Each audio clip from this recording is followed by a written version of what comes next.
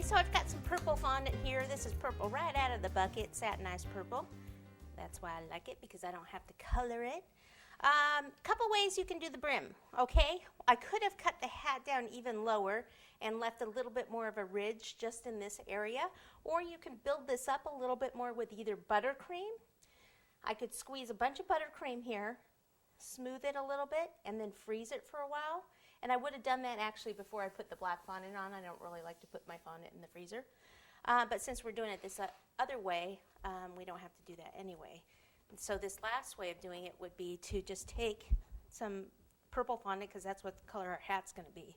But it could be white. It didn't have to be purple. And I just roll it out, leaving it thicker in the middle. Okay, and then at the ends here, I just want to kind of soften that a little bit, keep it larger here on the top. And then I can place this kind of right about there in the middle. See, if I just were to squirt regular buttercream on now and not freeze it, then it would be a little too soft. So I would pinch a little of that off since it's a little too long. Pop that over. Okay, and then I'll go back and I will put a little bit more buttercream next to it, just to fill in that little gap right there.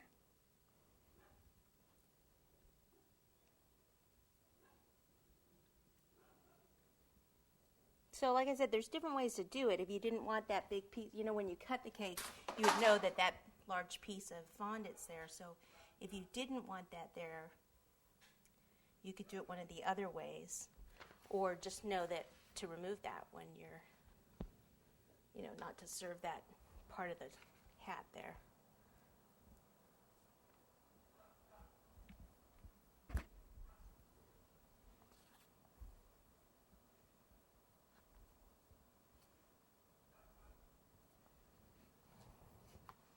Okay, and then I'll go back with my acetate and just kind of get this off the top and smooth that out a little bit there.